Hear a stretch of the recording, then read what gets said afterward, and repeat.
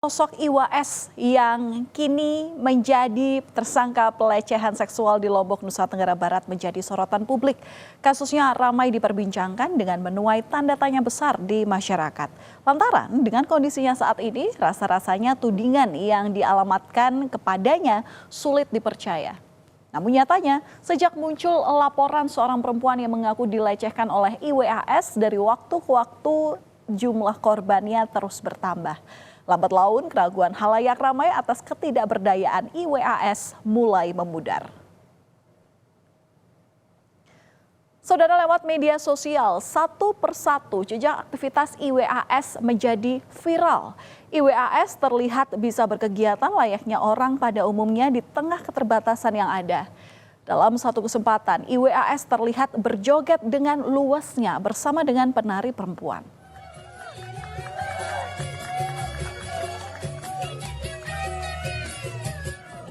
Selain itu, beredar pula video IWAS yang tengah bersama dengan teman-temannya.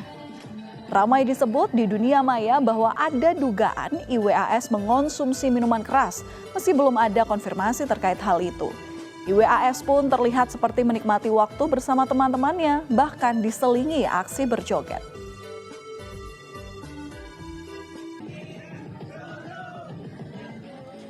Dalam kesehariannya, IWAS juga diketahui bisa mengendarai motor. IWAS terlihat lincah dan sudah terbiasa mengendarai kendaraan roda 2 tersebut, saudara.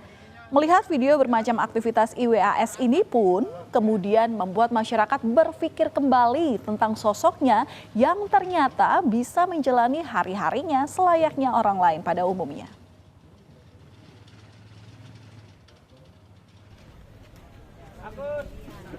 Setelah berbagai pro dan kontra muncul sejak penetapan IWAS sebagai tersangka atas kasus pelecehan seksual, polisi akhirnya menggelar rekonstruksi terkait kasus ini. Rekonstruksi ini, maksud saya, saudara, digelar di 3 lokasi tempat kejadian perkara, yakni di Taman Udayana Mataram, Nang Homestay, dan Jalan di Islamic Center Mataram. Rekonstruksi yang dilakukan tim Ditreskrimum Polda NTB ini disaksikan oleh Kompolnas, kuasa hukum, dan pendamping korban.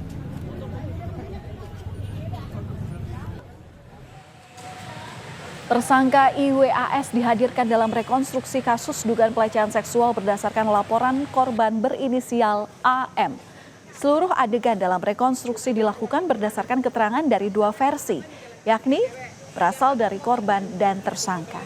Seluruh adegan dalam rekonstruksi akan menjadi bagian dari kelengkapan berkas perkara. Dalam satu adegan, tersangka disebut memerintahkan korban untuk membayar uang pada penjaga homestay.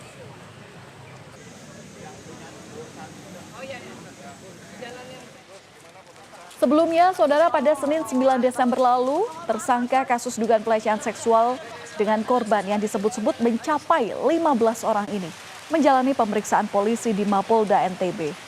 Dalam proses pemeriksaan, tersangka didampingi ibu, pengacara, dan diawasi oleh Komite Disabilitas Daerah NTB. Pemeriksaan tersebut merupakan pemeriksaan untuk kedua kalinya. Sementara dari 15 orang yang diduga menjadi korban, 8 diantaranya telah menjalani pemeriksaan.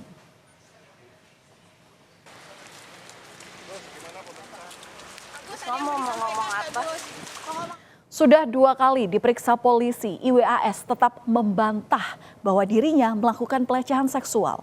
Sejak awal ia mengaku heran dirinya ditetapkan sebagai tersangka pelecehan seksual, bahkan kini jumlah korban terus bertambah. Namun meski demikian, polisi menyampaikan bahwa dengan kemampuannya, tersangka bisa mengarahkan korban untuk melakukan yang diinginkan oleh tersangka. Kan pertama satu cewek, yang saya ajak pergi satu cewek, kok ada 2. 2 yang masuk ke kamar itu? Enggak, maksudnya yang laporan itu, lagi. ya gitu.